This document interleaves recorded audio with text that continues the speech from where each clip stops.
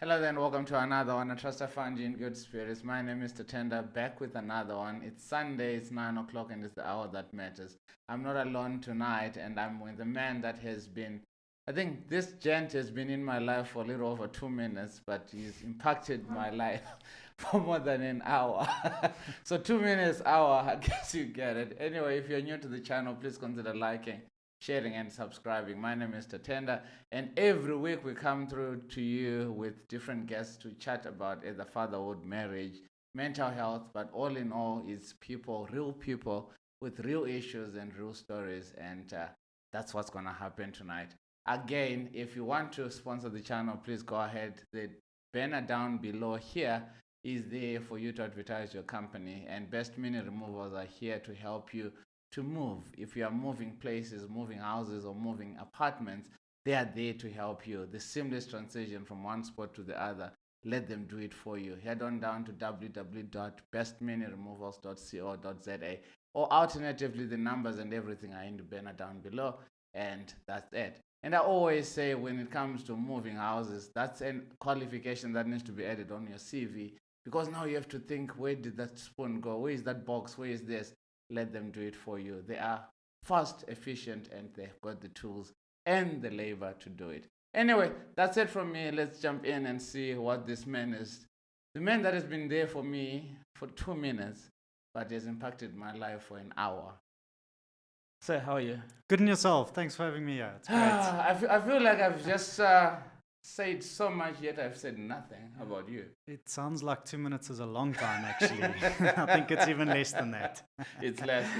Anyway, yeah. Thank you so much for joining in. I know you're a busy man, but one thing for sure is, from the time that I met you to where we are, it's been an amazing journey. For me, most especially, your wisdom, your humbleness, your overall, the kind of man that you are, has just been an impact in my life. And I always look forward to our Friday coffee dates. It's just amazing stuff. Anyway, ladies and gentlemen, meet Tyron Azevedo. Is that right? That's close enough. Wow, okay. No, let him say it himself. I always say, when it comes to introducing the guest, I would let the guest do it himself. How do I pronounce your surname? So surname is Azevedo. Azevedo. Yeah, I mean, I've heard many renditions over the years, as you can imagine. So I'm over-correcting people now. Like, actually, it whatever. Just is whatever. Whatever. What's the origin of the surname? It's a Portuguese origin. Wow. Yeah. So you're of Portuguese descent? Yes. I think I'm fourth generation in South Africa now. Fourth or fifth generation. So nice. Yeah, nice. But I'm South African. Wow. But there is roots in Portuguese. There is, yeah. How often do you travel? I haven't been to Portugal yet, wow. So hopefully you will in the near future. It's part of the plan. Part of the plan. Definitely. Anyway, thank you and welcome to the Man Podcast. The reason why we created this channel was not because of man, but was because it's an abbreviation for matured, available, nurture. And I believe that every person that comes on is matured enough to avail themselves to nurture the next person, mentally, physically, you name it. And in this regard, it's people that you just have a chat. So it's not really an interview per se. So don't feel like, oh, you didn't give me that question, I did not prepare for it. Because I also want everyone to make the mistake. That's what makes it more authentic. It's a conversation between two gents that's going to help the viewer, that's going to help the listener as well. So that's the main podcast. That's it. That's exactly what I was hoping it would be. Amazing. Anyway, the first question that everyone always comes to me is, who is that? You know, when you tell someone that I'm having a podcast or I'm interviewing somebody, the first thing that they're going to ask is, who is that? And you're like, oh, okay, let them answer it for themselves. And I always hate that question because, like, who is Tatenda? Where do I even begin? You understand? But then the person that is best to answer it is the person that's sitting next to me. So, who's Tyron? So Tyron is a father, husband, a employee, a sports lover. Just a basic human. I mean, it's a tough question to always answer because, as you say, I don't know. We're figuring this out every day as we go along, and I think, exactly. I think that's exactly what. I can only tell you what I like and what I currently do. That's kind of who makes me who. But yeah, that's like you said, we're learning this on the job about who we are. Every day we figure out something new about ourselves, whether it be at work, whether it be at home, always something new. So that if you ask me that question in a week from now, it'll probably be different again. So I think ultimately it comes down to I'm a human, and that's who I am. Amazing how you say, if you ask me in a week from now, it may be different. And that's exactly what happens. When someone goes into an interview and they say, what's your 5-year plan? And I'm like, I'm just trying to make it to Friday. 100%. No, exactly. I think thinking too far ahead, especially about who you are, is not a great idea. Yeah, because we evolve. We should be. If we're not evolving, we're not growing, I think. And it doesn't mean we're going to be a better person in a week from now or a worse person. I don't think it matters. I just think we will always be a different person. There'll always be those core values and morals that you live by and so on. But in general, I think we different people every day. Yeah, we have to evolve. Anyway, I've got some icebreaker questions here. And the reason why we have icebreaker questions is sort of like warm the room up. Not that you need any warm-up, but from a sporting background, you know that warm-up is important. So that's why we just figured out, let's come up with icebreaker questions. So it's a set of 5 questions.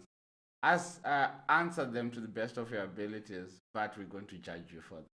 So it's just like fun session. When the system wants you, you're still going to drink. So the first question is, if you were to be famous, what would you be famous for? What would I want to be famous for? Or what do you think? Definitely a sports person of some sort. No doubt. No doubt. Wow. And it almost doesn't matter what sport it is. As it long can be as basketball. With my height, that probably wouldn't be a reality. But a sport of some sort for sure. Just has to be sport. For sure. Wow. Any day. If you had to sing karaoke, what song would you pick? Oh my word. First of all, can you sing? No. So karaoke is an interesting one. It gives me some serious anxiety. A bunch of years ago, I sang The Gambler at a place, and ever since then, it actually gives me anxiety to even think about karaoke. But since that was the song that destroyed my life in terms of singing, I'm going to say The Gambler by Kenny Rogers, probably. It destroyed you. It shattered your dreams. It did. And my wife was brave enough to record that too. So so she's got a recording hanging around that pops up every now and then. So she can use that to blackmail you, like, you're taking the kids. No, I'm tired. Okay, I will release that. Exactly. If you had to have one meal every day, what would that be? One? Meal. Money-wise? Meal.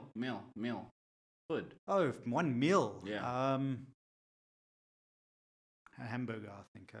Oh, yeah, a burger guy. Probably a hamburger. Any day. Yeah, it's got a bit of everything. A bit of veggies, okay. bit of bread, a bit of meat. So I reckon. Oh, now that you say it from that end, like, okay, makes sense. Wow. That's me trying to be healthy, Trying. If you were left deserted on an island with either your worst enemy or no one, which one would it be and worst why? Enemy, definitely worst enemy. It'll give me something to do, firstly. Trying to convince them not to be my enemy anymore would be the first one. But I'm a social being, and I think I'll make it work, Yeah. Being alone is probably a fear. Fear? Almost. Wow, So. Amazing. The last one, the 60s, the 70s, the 80s, and the 90s, which decade would you think, music-wise, was the best? Probably 90s, because that's where I was listening to music for the first time, I would guess. But 80s, probably 80s. I think so too.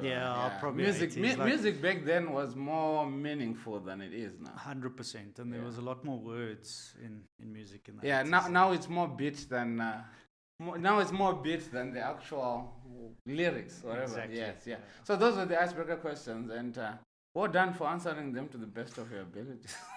Talk about throwing you under the bus, And I never told you about this You thing. didn't. Yeah. Anyway. Right at the podcast, Being Man, as I learn to be a man. Understanding the time, lessons and patience required to be a 10. A series of compass insights of the journey for a different turn. Being Man, where rivers of the mind flow to give a damn. A movement with river flows, so I be a bailer I can. All stones are turned, all souls affirmed. Right at the podcast being men. All stones are turned, all souls affirmed. Welcome to being men. We're chatting fatherhood. You mentioned when I asked you, who are you? You said you're a father, you're a husband. Take me through, at what point in your life did it dawn on you that, you know what, once I'm a father, I'm no longer Tyrone, the single guy that goes out anytime and does whatever that he wants. At what point did that dawn on you that, okay, fine, now each and everything that you're doing is a lot different? Because the reason why I say so is because the moment I became a father, all of a sudden it's no longer about me. All of a sudden I'm finding myself doing stuff that, geez, I'm traveling a lot more just for this kid. Or I'm going to turn down a lot of friendships just because they are not fitting in line with my parenting. Yeah. Did something like that dawn on you mentally to say, you know, this is the angle that I'm going to take. I don't care who's going to be left behind. I don't care who's going to come with me.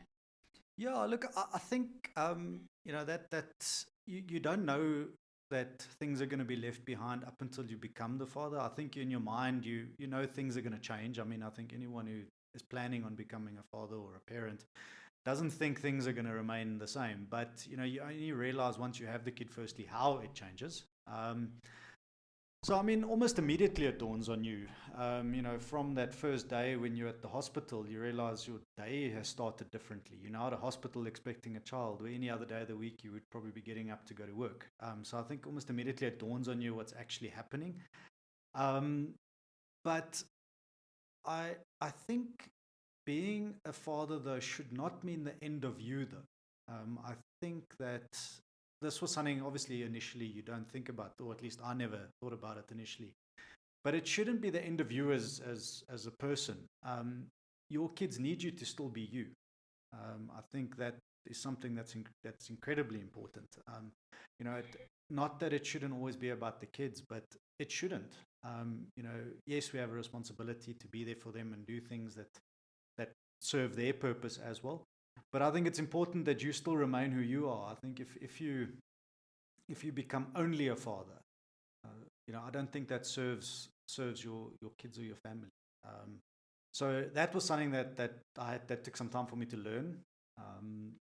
But yeah, I think almost immediately, though, it dawns on you that your life has changed. Almost immediately. Yeah. I love what you're saying, that in as much as, yes, you become a father, but then you mustn't let go of who you are. How then does one, because we're growing up in a society where gents, yes, you're told be strong, yes, you're told be this, but then the moment you become weak, you sort of like, it's impacting negatively on your family. So in as much as maybe we say, gents, be strong, or it's okay to cry, it's okay to be weak and whatnot, but the thing is, life does not wait for you to come back up on your feet for it to treat you fair.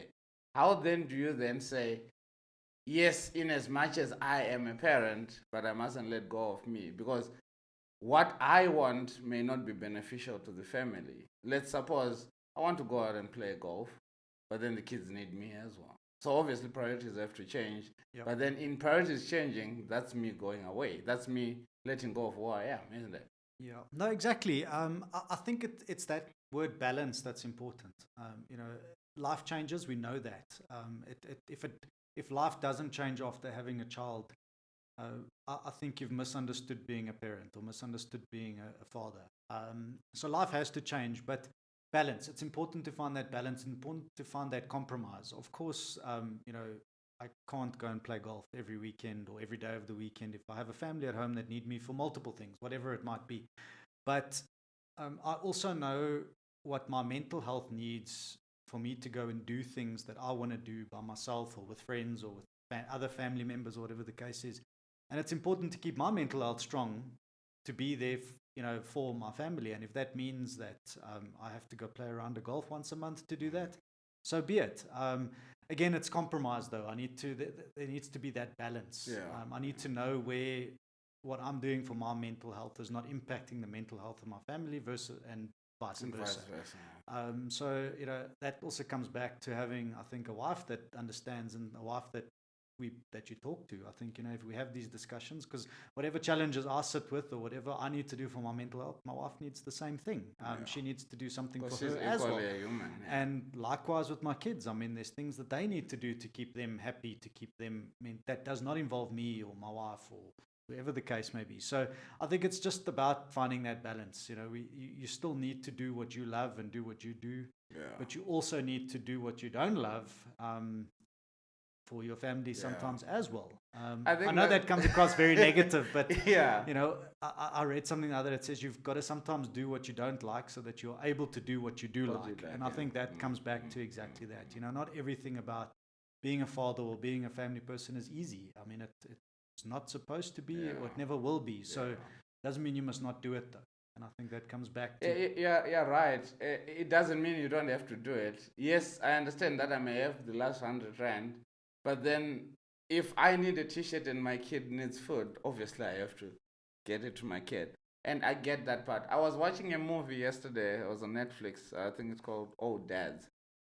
And immediately as the movie is progressing, it's three gents that have been best friends. They started a company together. And things are going well. Then all of a sudden things take a dip. So they're all married to younger wives. The first one, he's got a kid and the wife is expecting. The second one has got a kid, so more or less the same age. The third one doesn't want kids, saying no, he's raised 2 kids, I think, from the previous marriage, and the kid is in university, so he's done. The new wife wants to go to gym and just sleep with him. So that's it. So now they are facing this dynamic that one family, when we grew up knowing that a kid has to listen. There is discipline involved, especially if you are a boy child. This is what you do. This is how I want it to be done. So you're going to listen to your dad regardless. So the kid is doing something that is out of character, and the father is trying to reprimand. Immediately, the mother comes and attacks the dad. What are you doing? You must allow him to express his feelings. So he wants to play with a stick, and the dad is like, but if he plays with a stick, he's going to hit other kids or he's going to damage stuff. You understand? So you're now coming across as, if one is the father and the wife is doing that, then surely you're not raising the kids in the same direction. There is going to be conflict over there because the marriage part is not going to be balanced and the parenting part is not going to be balanced because the woman thinks that they're a better mother and the dad thinks that this kid is spoiled. Understand? How then do we? And that's a reality that's happening in this society, where a man ends up not being able to reprimand their own child, or a woman ends up not being able to reprimand their own child because I'm going to be looked at as, one, I'm negative, or I hate my kid, or I'm not the fun one.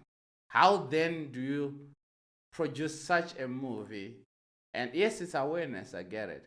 But if you were to be in that situation, does it mean that before marriage, or as people were dating, or before they had the child, these things were never discussed? I don't remember discussing how to raise a child as well with my wife. So if you were in that scenario, how would you?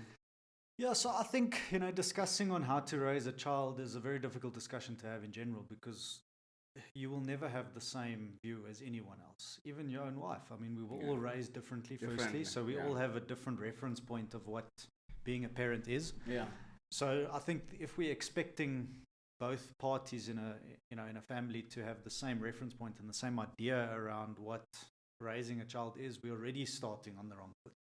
I think we need to accept that we are going to have different ways of disciplining, different ways of reprimanding, different ways of having fun. So embrace that rather than trying to pick a style. I personally don't think we're confusing children if we have different styles of parenting. Obviously, there needs to be a baseline. We as mother and father of the child, you have to have an agreement on the direction you want to go, and that's a general direction. But how we do that, I don't think matters. I think it's also important for the child to know that people are different. If they keep hearing the same argument or the same thing from both mother and father, they start believing that everyone needs to do something the same way. And I also don't think that's right, So for me, it's perfectly okay for us to reprimand differently. It's perfectly okay for me to think what he's doing or she's doing is fine and for her to think it's not. there obviously needs to be some sort of discussion before. After the fact, say, look, which direction are we going? But we are different humans. We can't expect us to respond to the same scenario the same. It's unreasonable. It's unreasonable. I mean, the same way I don't expect my children to respond to the same situation the same. I mean, they are two different boys. So if I'm not expecting them to respond the same, how can we be expected as parents to respond the same? So like I say, there needs to be some sort of value or moral system in place, and how we go about that doesn't matter if it's different. Are we in a society where everything is offensive? Because if one then says, no, why is your kid throwing tantrums? Oh, so you're saying I'm a bad parent. Jeez, okay. Yep. So now that's the same thing that they ended up going through. The husband is saying, no, you're raising him wrong. The wife is saying, no, but we need a recommendation so that he can go to a good private school from this person. And already there's outside factors, but then there's no general way of saying, this is the baseline of how we're going to raise our child, without external forces coming into play, without the teacher coming into play, without my mom or your dad, whatever the case might be. Just having that base, I think that's really important. However, I don't think couples ever sit down. Did you sit down before you guys had the kid, say, this is how we're going to raise Ev and Rory? No, never. And I don't know if that's a good or a bad thing. I actually haven't thought about it until you've brought this up now, to be honest. I mean, I don't know if it's a good or bad thing. We agreed we want to have children. I think that's always a good start. I think that's, we were on the same page on becoming parents. And I think that helps, because that way none of us, this was a surprise. Yeah, I almost used the word mistake. That's not the right word, but yeah, I mean, it wasn't a surprise. It wasn't a mistake on our part. And I think that's always a good start, because that means we both wanted to be parents. And that's always a good place to be if you're a parent. So reference point. I think it's important to know that we have different reference points on what parenting is and what right or wrong is sometimes. I grew up with a younger brother. I'm fortunate to have the same dynamic in my household with two boys.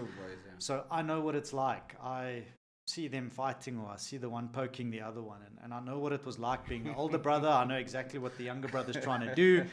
When the older brother snaps and loses it with him, I also can relate with him, because so here's one. I did that many times. Where my wife comes from a different dynamic, where she was the older sister to a younger brother. So she was motherly already. It's very different. So I think understanding that is also important, because like I say, our reference points are different. It doesn't make my parenting style different or wrong. It doesn't make it right either. But I think as long as you're on the same page as to what you want to get out of this at the end of the day, and what kind of kids you want to raise at the end of the day. I don't think there's a one size fits all in terms of how to raise children. I've personally seen kids come out of good households, or at least seemingly good households, and not end up being turn out the way that their parents had planned. But then on the other end, you see kids who come out seemingly bad households and today are great people.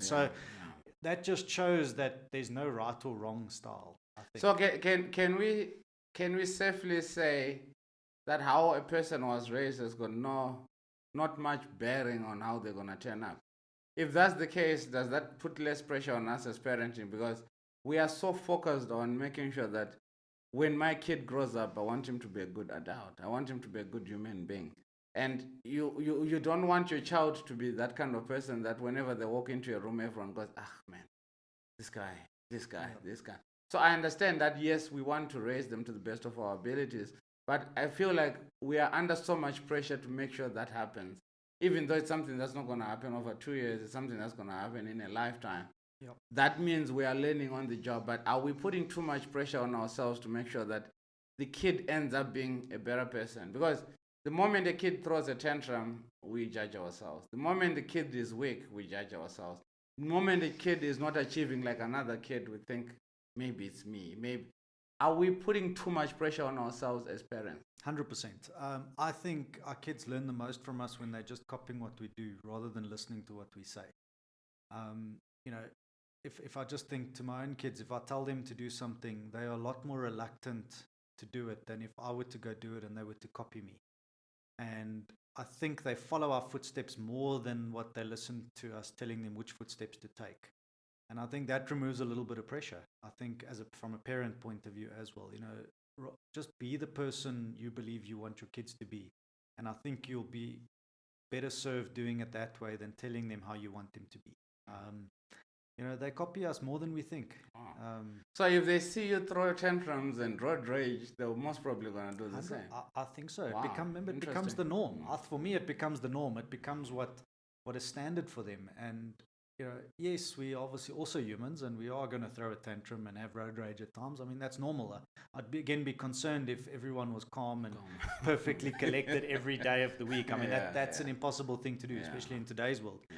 But for the most part, our kids follow us. They follow what we do more than what we say. And I think that should be a better way of doing this. It takes away, like you mentioned, pressure from us. I think we're under so much pressure to create children that we want society to accept, instead of just being that person that we want society to accept. Someone once said, be the change that you want to see in the world. Exactly. So instead of screaming out, people must be kind, just be kind. That's a really valid point, because the mere effect that we are learning on the job when it comes to parenting. There is no manual for this. You can never go into a library and say, geez, my kid is not listening, so which chapter must I read to be able to speak to them? And funny enough that there's two scenarios. They said there's two boys that were raised by the same mom and dad. But mom and dad was beating dad was beating mom. And there was domestic violence when they were growing up. When they grew up, two boys, when they grew up and got married, one carried on beating their wife because I saw dad do it. The other one said, I'll never beat my wife because I saw how dad beat mom. You understand? Yeah. So it's two perceptions again, where in as much as, yes, we are trying so much to raise kids that are going to be accepted by society, but if us ourselves are not being that, then society is never going to accept them anyway. So, 100%. yeah. Look, I mean, also on that society accepting people, I mean, we shouldn't also strive for that, because remember, society also doesn't mean it's right. I mean, right now we see a lot of things in society that I personally disagree with. And so what is right?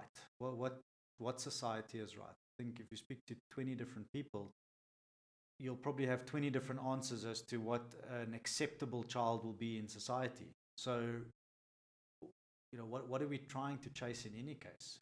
We don't know. I mean, society is a very difficult thing, I think, to judge, because it doesn't make these 20 different kids right or wrong again. I mean, you could have 20 kids, all have different morals, different values, but all be good kids, good people. So what are we chasing if we're saying we want society to accept them? The likelihood of society accepting you anyway is zero. I mean, if everyone again has a different view, you could again speak to 20 different people about me and you'll probably get 20 different opinions. Not because I'm a different person with these people, but because everybody has a different view on what they think is a good or a bad person. So, I mean, so again, what society? Yeah, what is society? What is society? It comes back to parenting as well, that you can ask 20 people, what kind of a father am I? They're going to judge you on the day that your kid threw a tantrum and say you're nonsense. Exactly. On the day that your kid stood up and gave the adult a cheer and say you're a great parent. On the same kid, but different perceptions. So what is society? That's amazing. Speaking of a kid, and I want to jump away from parenting. Speaking of kids, you gave me such an amazing story that led to your career. And in your own words, when you said to me, you sent it was a voice note. When you said you were playing cricket with this man, and all of a sudden he calls you later on to offer you a job. That comes back to the kind of kid that you were raised out to be. Can you take me through that story for the sake of the person that's listening? No problem. Yeah. So I played club cricket when I was in high school, and I mean, this is now 20 years ago now, 21 years ago, and I think it was the 4th or 5th team at the time when I started playing, and there was the captain of the team at the time, probably at that stage he would have, or even now, but I mean, he was probably about 10 years older than I was. Yeah.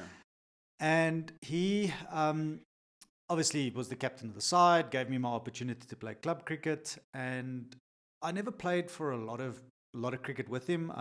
Being younger, he was happy to be in that lower league side. I was younger, I got better, I was growing, I got better.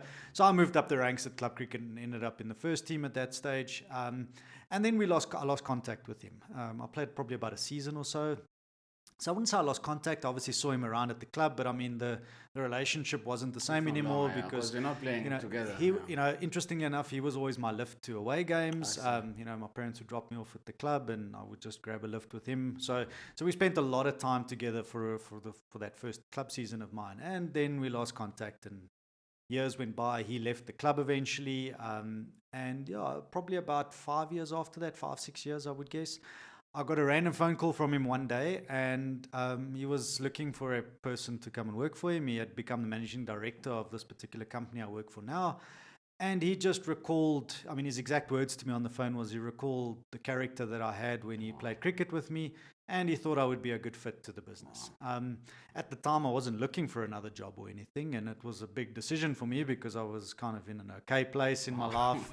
So you were comfortable? I was, and I, at that stage, reached out to my dad as well because he was always that place where I went for advice, and he was like, look, you're young, take a chance, let's see. And took that chance now almost 14 years ago, and now I've been with this company 14 years. He's since moved on and emigrated, but I think that what stood out for me, and what I think where this came from the story when I told you, was that sport showed a bit of my character to people around me, and unintentionally, I wasn't intentionally trying to be a good guy and someone that it was just the way I was raised obviously created a perception on people around me, and it's turned into me having a very successful career purely out of just leaving a good impression on a sports field 15, and the thing 20 is, years ago. It's not like you were a professional cricketer. You're a club cricketer. You're doing it because you loved it. 100%. But then your character still goes with you wherever you go. I think if you're a bad person, you're still going to be a bad person. Whether you are getting something out of people or you want something out of them, just being a good person or good character. Sure. When you said that, I was like, wow, we actually relate because when I came to South Africa, I was staying in Pretoria.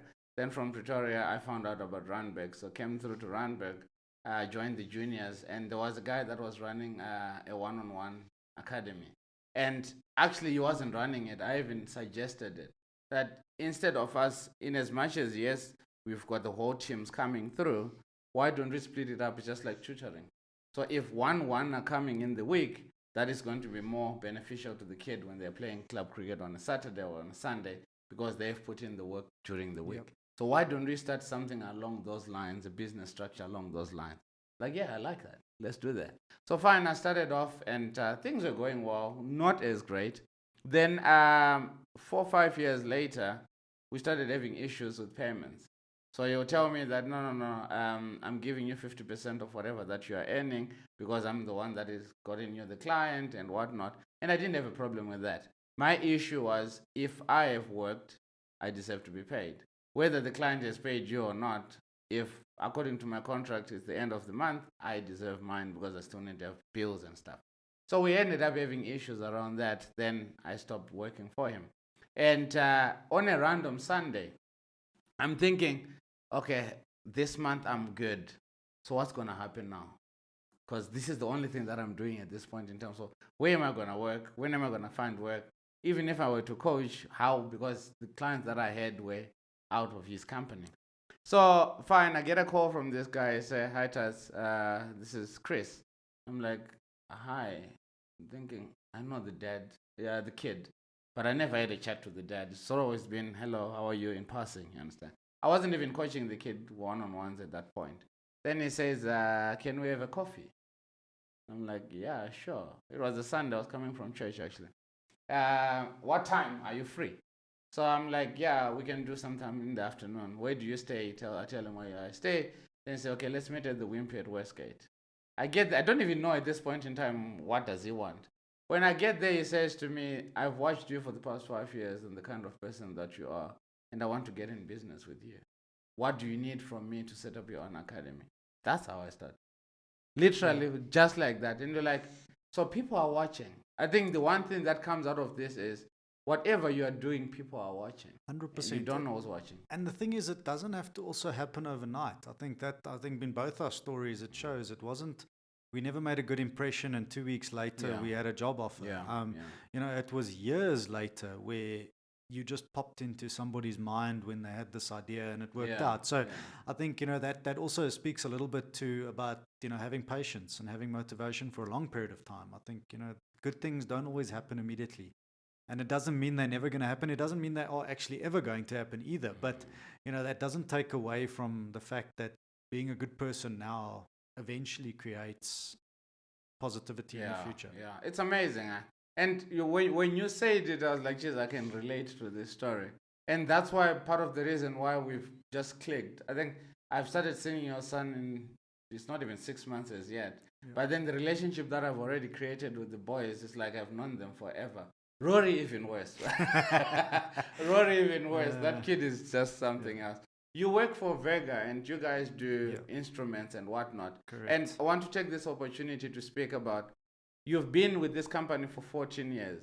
One can never be with a company for 14 years if they're not doing something right for your career or something right for the general public. Because a lot of companies have gone down not because they were not bringing the good product, but because they were not taking care of the ones that are going to buy the product. What do you guys do at VEGA? So, I mean, firstly, what we are, we're a German company. Our head office is in Germany. We the South African subsidiary. We, as you mentioned, we sell process instrumentation. So I won't go into the technical side of that necessarily, but just a simple example, if you at a dairy and there's a tank of milk, we measure how much milk is in that tank. That's a simple way of explaining it. And yeah, so that's who we are as a company. I think, you know, why we've been so successful. Number one, we've got a good product. I think that's also important. You know, we're selling a good product. You can have the best people in the world. If you've got a bad product or something, it doesn't work. Yeah. It's never ever gonna get to the market and sell well. But not only that, I think because we've got such a good product, the company has taken the stance of being good to their people. I think, you know, at the end of the day, they believe in they hire good people and they expect those good people to do good work. And by doing that and by supporting good people, it makes everyone's life easier. It makes everyone's job easier because they're actually being supported. And, you know, I know it's that cliche of as we're a big family, you know, that many companies say this, and it is a cliche, I think, for a lot of places. I think a lot of companies say this just to convince the people that they're a good place to work. Where, you know, being with the place for 14 years, and if I look at my colleagues around me, we celebrate the 10-year anniversary almost monthly at the moment. And that's just because people don't want to leave. And when people don't want to leave a company, they tend to work harder. They tend to give more of themselves to the business because they realize that they're at a good place. You know, of course, business is a difficult thing. At the end of the day, we still need to sell product. We still need to make money. Without that, none of us can be employed. But it's great when you work for a place that phones to see how you are first before asking you when you're going to be back to work after a sickness or an illness. Or, you know, when you phone and say, listen, my kid is sick, I need to look after them. And the first phone call the next day is not, hey, is your kid fine? Are you coming back to work? Is, how's your kid doing? You know. And I think that's, you know, not everyone always appreciates that sort of sentiment. But for me personally, and that's why I've stuck out at this company for so long, is because for me that means a lot. You know, monetary earnings, I mean, obviously I have things I'll enjoy doing. I need money to, as you mentioned earlier, to pay the bills and send my kids to school and so on. But, you know, if I were to try and put a monetary value to the non-monetary perks of working at this place that I do, it's impossible to do that. And yeah, I think, and I mean, I'm wearing a shirt that says Home of Values, and I mean, that just shows that this is exactly what the business is about. It's about values first. And I think we've had a number of chats about sales in general, and I mean, that's how we go to the market. We with sincerity ask the client how they are. We actually care when we ask, how are you doing today? And the sale comes, you know, the order or the sale is just the result of the work done before that and caring before that. So that's kind of who we are in a nutshell, and why, to answer your question, why I've been with the business that long is for those reasons. It's amazing how you said, and I took that that advice. I don't want to say trick, advice.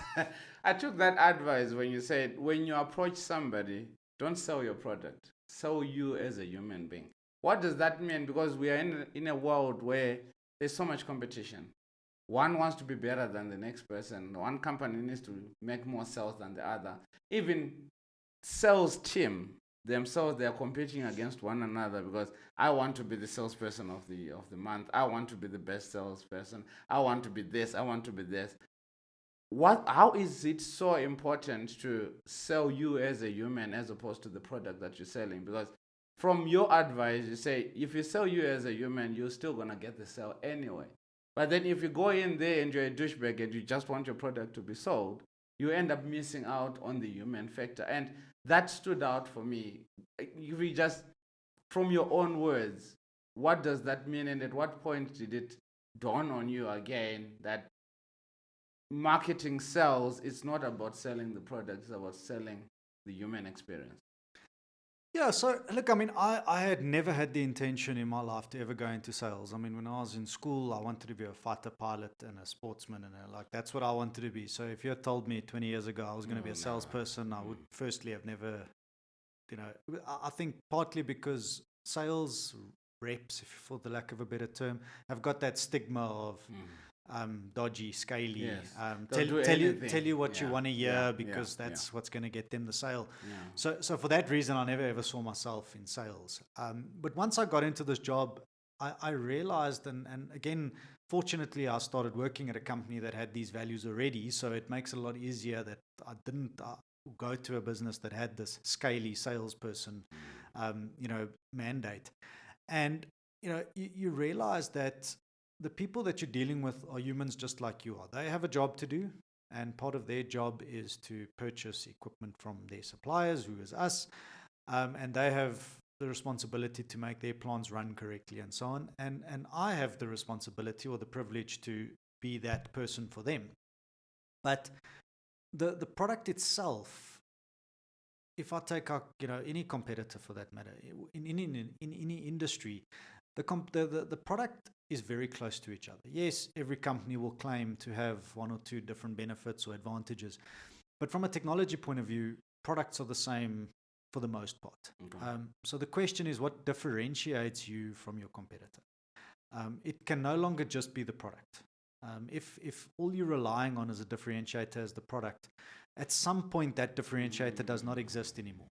Because you're all in the same product anyway. 100%. Yeah. And I think that's where it dawns on you as a salesperson that you need to be the person that your client trusts. Because if he has the option of buying your product or your competitor's product at the same price, what is going to make him choose your product or your competitor product? And there's only one thing there, and that's you. And that's where this dawns on me as a salesperson, that being that sincere, and you need to be sincere in this, because I think it's one thing going to a client and generally wanting to know what their pain points are and trying to help them, versus asking questions they want to hear just to make it sound like you know what you're talking about. Or you care about 100%. Yeah. You genuinely need to care, and I think from a sales point of view, that is crucial. At the end of the day, it's a cliche, but people buy from people. If they didn't want to buy from people, they would have clicked on Takealot. They would have done it online. But the fact that these clients are happy to have you come and sit in their office and sit across the desk from them and discuss things means that they want to interact with the person too. They don't want to just interact with the robot. And, being sincere in that and showing that you care for their problems and what it is that you want and what your solutions are for them, I think that's what makes good sales. Yeah. It also makes longevity sales, long-term sales. Anyone can sell something now, but how do you sell this thing for the next 20 years? And the only way to do that is through a relationship of some sort. Wow. So is it safe to say this cold calling is not as effective as the human experience? Because if I call you and I'm selling you my product, surely that's my voice, you can hear me. as opposed to me coming to you straight away, because we're also understanding that we're coming from lockdown, and we went into a normal that was not normal. So it's more calls and more emails and more virtual and all that. Does that then affect sales if you're so used to the human experience? 100%. Look, I mean, cold calling is again, without going into the technicalities of sales, cold calling is critical. You can't find new clients, you can't find new people to connect with if you are not cold calling, if you're not knocking on more doors and getting in contact with people. But it's how we knock on these doors. I'll often, and I've had these discussions with a number of people who phone me wanting to sell me stuff, and I'll take the opportunity to say, you've phoned me to sell me your product. You haven't phoned me to sell you. I don't believe that you're phoning me because you really believe I can use your product. You're phoning me because it's your job to phone me. And I think at the end of the day, trying to find that balance between wanting to sell your product and also being the human on the other side of the phone call is where what differentiates a good salesperson from a great salesperson. And look, cold calling has to happen. I mean, we can't find new clients without that. Not all your clients are going to come to you. To you, yeah. But it's all about genuinely showing sincerity when you are contacting these clients. If you phone them and say, "Hey, I've got a product that I think you'll be interested in," you've most likely lost the client, unless by some luck you phoned that guy at that exact moment that he needed what you have to sell. Unless you catch someone at that moment, which is hardly, then talking about product on that first phone call or what it is that you have to sell is irrelevant. Telling the client you want to come and understand what they do,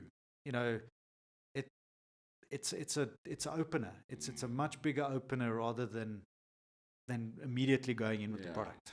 Is that why when you get a random call from telemarketers, you would entertain the one that says, "How are you doing? Cheers, such a hot day today. What have you been up to?"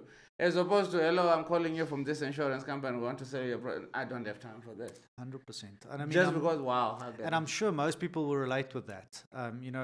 That immediate product sell is what puts you off on telemarketers. The guy who actually, even if you don't end up buying from him, you end up having a little bit of a laugh with the guy or lady that starts off the call about, "Hey, how's it today?" End up having a bit of a joke. And I think that's because they were human first, and you were sold on them, and then you gave them the opportunity most likely to tell you what they're selling, and then ultimately you now need to decide if you're interested or not. But I mean, you allowed that person for the most part to actually have something to say because they cared a little bit more about being a human first. So I think that's probably where. Wow. It makes sense, because now when telemarketers bombard your phone, it becomes irritating. If the first thing that you're going to tell me, but then at the same time, are they coming from an angle that they don't want to waste your time? Let's just get straight to the point, because there are also other people that don't want to chit-chat. Yep. We are here, let's just do business. Is there now a fine line between get straight to the point or go around in circles until you get to your point? Yeah, so I mean, there's obviously different sales techniques for different people. I think you can't have a one size fits all. Once you do sales for a very long time, you also learn about the human that's on the other side of the desk. And I mean, I've got clients I know when I'm there to see them, they want me to get to the point. They want me to get there 15 minutes. They want me out. Other guys I know want to talk about their family for the first half an hour because that's what's important to them. And so I think you have to entertain both. So you have to, but that obviously is only once you have this client and you now have the opportunity to, to get to that point and to learn who they are. On that first phone call, obviously you have less opportunity because you don't know what that person's like. Is this person someone that wants to get to the point? Is he not? I think it's a safer bet to be a human first and not get to the point, because that way I think there's firstly more people that are open to having a chat first. And it also obviously depends on what you're selling. I think, if you get straight to the point, the guy probably, if he wanted insurance, he would have phoned someone already to get insurance. If you're phoning him to sell insurance and you get straight to the point, he's probably going to ignore you, because if he wanted it, he would have. If he's a guy that gets to the point, he would have already contacted you because he needs insurance. I see. So that's why I think, the success rate on being a human first is a lot higher for that reason, because you can connect with someone first. And if you don't sell to them in the end, it doesn't matter. But at least you have they've got that experience for the human. They don't have. I don't think everyone must buy your product, but then the human experience, everyone must have a feel of that when you walk into a room. You mentioned that 20 years ago you were never going to want to be a salesperson, and right now, 14 years into it, going to 15, and you are breathing sales. Can we safely say that sales was always in you, but you just, because of the negative perceptions that was around it, that's what made you not want to go that route, or it was just it's something that you're just learning on the job over the past 14 years? So I think sales is ever evolving. So for sure, you are learning on the job every week, every day is something different. You meet a different person every day. You meet a different scenario every day. So I think you're learning on the job regardless. But yeah, I mean, I don't know. We can think back and say, well, sales always in my blood. Who knows? Maybe not. I think if I think back to why I've been successful in sales, possibly then the answer could be yes. It's always been in my blood because I think I've, for the lack of a better word, had the gift of the gab. And maybe I just didn't think that sales was the way to bring my skill set and my talent to the job market. But I don't know. We can think back to a lot of things, is it, was it always in me or not? I don't know, but I'm glad it found me though. Let's put it that way. Yeah. They always say with this career, sales, medicine, teaching, it's something that you're called to be. So it's not something that you can say, oh, now when I grow up, I want to be a teacher because I'm going to get money out of there. I want to be a doctor because there's money in there. I think it becomes a passion. And that's the same thing with sales. You don't do what you do because it's going to give you money at the end of the month or it's going to give you a commission, whatever the case may be. You do what you do because you love what you're doing. And that's where the human factor comes into place, because you're not just doing it for the quick buck. I can say the same thing for my coaching, that I'm not standing in the sun because I don't have anything else to do. I'm standing in the sun because I love being in the sun. I love what I do. I love coaching. I love being with the kids. It's not something that I can say I'm going to make $1 million out of, because that would be naive. And that's the same thing that you're breeding now with your sales. And I can see from your eyes that you love what you're doing. And that's credit as well to the office environment that you work in. Sure. Because I believe that if the office environment is toxic, then you do anything possible, either just to survive because you can't get another job, or you leave. I think it goes both ways. I don't think anyone that stays in a job is staying because they are happy. Some are staying because, well, where else am I going to go? But either way, it's not growing if you're saying, I'm going to stay because, well, where else can I go? You are staying because you can see the growth. And when you're working hard, you can see the impact and the growth that is in the company and is in you as an individual. Darren, that's been amazing. The last part, what is your core value when it comes to parenting, marriage, work, social life? What's your core value? I think honesty. I think it's, in everything that you do, in every interaction that you have, being honest about whether it's a good or a bad thing, whether you like or don't like what's happening. I think honesty is crucial. When someone asks you why, tell them.